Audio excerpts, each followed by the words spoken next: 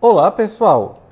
Neste vídeo continuaremos a abordar a histologia do sistema endócrino e falaremos sobre a hipófise, uma glândula pequena, mas que tem diversos papéis importantes no nosso corpo. A hipófise ou pituitária e o hipotálamo, porção do cérebro na qual a hipófise está fixada, são morfológica e funcionalmente ligados aos controles endócrinos e neuroendócrinos de outras glândulas endócrinas.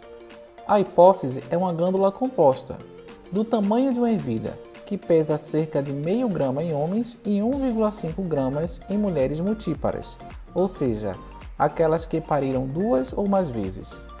Ela está localizada na região central da base do cérebro, onde se situa uma depressão do osso esfenoide em forma de cela, denominada cela turca. Um curto pedículo, o infundíbulo, e uma rede vascular conectam a hipófise ao hipotálamo.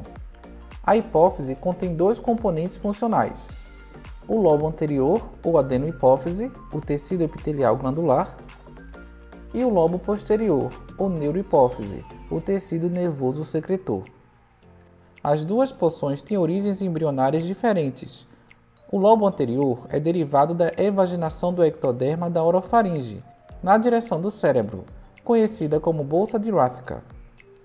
A neurohipófise é derivada de um crescimento inferior do neuroectoderma, do assoalho do terceiro ventrículo do cérebro em desenvolvimento. A adenohipófise consiste em três derivados da bolsa de Rathke: a parte distal, que compreende a estrutura da adenohipófise e se origina da parede anterior espessada da bolsa; a parte intermediária, um fino remanescente da parede posterior da bolsa que toca a parte distal; e a parte tuberal, que se desenvolve a partir das paredes laterais espessadas da bolsa e forma um colar ou bainha ao redor do infundíbulo. O infundíbulo embrionário dá origem à neurohipófise. A neurohipófise consiste em parte nervosa, que contém axônios neurosecretores e suas terminações, e o infundíbulo, que é contínuo com a eminência mediana. Contém os axônios neurosecretores que formam o trato hipotálamo-hipofisal. O conhecimento do suprimento sanguíneo não habitual da hipófise é importante para compreender suas funções. O suprimento sanguíneo da hipófise é derivado de dois conjuntos de vasos. As artérias hipofisárias superiores suprem a parte tuberal, a eminência mediana e o infundíbulo. As artérias hipofisárias inferiores suprem principalmente a parte nervosa. As artérias hipofisárias superiores dão origem a capilares fenestrados. Esses capilares drenam para as veias porta, denominadas veias porto-hipofisárias. E esses dão origem a uma segunda rede de capilares sinusoides fenestrados, o plexo capilar secundário.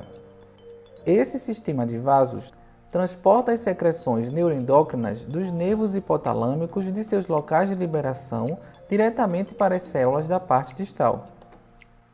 A maior parte do sangue da hipófise drena para o seio cavernoso, na base do diencéfalo, e em seguida para a circulação sistêmica. A maior parte da adenohipófise tem a organização típica do tecido endócrino. As células são organizadas em grupos e cordões separados por capilares sinusoides fenestrados, de diâmetro relativamente grande. As células respondem a sinais do hipotálamo e sintetizam e secretam vários hormônios hipofisários. As células da parte distal da hipófise variam de tamanho, forma e propriedade de coloração. As células estão dispostas em cordões e nichos com capilares entremeados. Usando misturas de corantes, foram identificados diferentes tipos de células de acordo com sua reação à coloração, sendo elas cromófilas e cromófobas. As células cromófilas podem ser acidófilas e basófilas. De acordo com a função, 5 tipos celulares são encontrados na parte distal com base em reações imunistoquímicas, sendo elas as células somatotróficas, lactotróficas, corticotróficas, gonadotróficas e tireotróficas. As células somatotróficas são acidófilas e produzem o hormônio do crescimento, o GH ou somatotrofina. O GH estimula o fígado e outros órgãos a sintetizar e secretar o fator de crescimento semelhante à insulina, que por sua vez estimula a divisão de células localizadas nas placas de crescimento e nos músculos, o que resulta em crescimento corporal. Três hormônios regulam a secreção de GH. Dois deles são de liberação hipotalâmica e têm ações opostas. O hormônio de liberação do hormônio do crescimento, o GHRH, que estimula a secreção de GH, e a somatostatina, que inibe a secreção de GH. O terceiro tipo é secretado pelo estômago e é chamado grelina. Esse hormônio é um potente estimulante da secreção de GH. As células lactotróficas são acidófilas e produzem a prolactina, um hormônio que promove o desenvolvimento das glândulas mamárias e inicia a formação do leite. A secreção de prolactina é inibida pela dopamina, produzida pelo hipotálamo, e é estimulada tanto pelo hormônio liberador de tireotrofina, o TRH, quanto pelo peptídeo intestinal vasoativo, o VIPL. As células corticotróficas são basofílicas e secretam o hormônio adrenocorticotrófico, o ACTH, um hormônio que mantém a estrutura e estimula a secreção de hormônios pelas regiões fasciculada e reticulada da adrenal. A liberação de ACTH é regulada pelo hormônio liberador de corticotrofina, o CRH, produzido pelo hipotálamo. As células gonadotróficas são basofílicas e secretam o hormônio luteinizante, o LH, e o hormônio folículo estimulante, o FSH. O LH regula a maturação final do folículo ovariano, a ocitação e a formação do corpo lúteo nas mulheres. Nos homens, é essencial para a manutenção e secreção de andrógenos pelas células intersticiais dos testículos. Já o FSH estimula o desenvolvimento folicular e a espermatogênese nos testículos. Tanto a liberação de FSH como de LH é regulada pelo hormônio liberador de gonadotrofina, o GnRH, produzido pelo hipotálamo. As células tireotróficas são basofílicas e secretam o hormônio tireotrófico, o TSH, que estimula o crescimento de células epiteliais na tireoide e a produção de hormônios tireoidianos.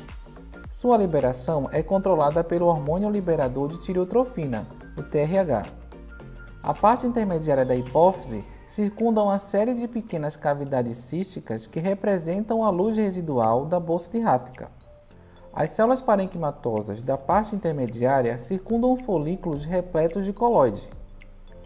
A função das células da parte intermediária em humanos ainda não foi determinada completamente. Células dessa região produzem o hormônio melanócito estimulante, o MSH, que estimula a produção de pigmentos em melanócitos em alguns animais. O lobo posterior da hipófise, também conhecido como neurohipófise, consiste da parte nervosa e no infundíbulo que o conecta ao hipotálamo. A parte nervosa contém axônios mielínicos e as terminações nervosas de cerca de 100 mil neurônios secretores, cujos corpos celulares situam-se nos núcleos supraóptico e paraventriculares do hipotálamo. A neurohipófise não é uma glândula endócrina. Em vez disso, é o local de armazenamento de secreção de neurônios que estão nos núcleos supraóptico e paraventricular do hipotálamo. Os axônios mielínicos transportam produtos neurosecretórios para a parte nervosa. Vesículas secretórias com tamanhos diferentes podem ser encontradas nessa região. A neurosecreção é transportada ao longo dos axônios e se acumula nas suas extremidades. Seus depósitos formam estruturas conhecidas como corpos de Herring. As vesículas secretórias, limitadas por membrana, que se agregam para formar os corpos de Herring, contêm ocitocina ou hormônio antidiurético, o ADH. Cada vesícula contém ATP e uma neurofisina, uma proteína que se liga ao hormônio. O ADH, cujo nome original era vasopressina, facilita a reabsorção de água pelos túbulos distais e ductos coletores do rim, por alterar a permeabilidade das células à água ao agir sobre canais de água denominados de aquaporinas. Dessa forma, ele diminui o volume urinário. Ele pode também estimular a contração de células musculares lisas nas paredes de arteríolas. A ocitocina é um potente indutor da contração do músculo liso e das células mioepiteliais da mama. Seus principais efeitos incluem a promoção da contração do músculo liso durante o orgasmo, menstruação e o parto, e das células mioepiteliais dos alvéolos secretores e dos ductos alveolares da glândula mamária. O pituícito é a única célula específica da neurohipófise. Suas células têm um papel de sustentação e apresentam um formato irregular com muitos ramos e núcleos redondos ou ovais, sendo semelhantes aos astrócitos. Em outros vídeos comentaremos sobre outras glândulas do sistema endócrino. Se deseja receber mais informações sobre temas associados à saúde, se inscreva no nosso canal. Deixe seu comentário. Muito obrigado por nos assistir e até a próxima.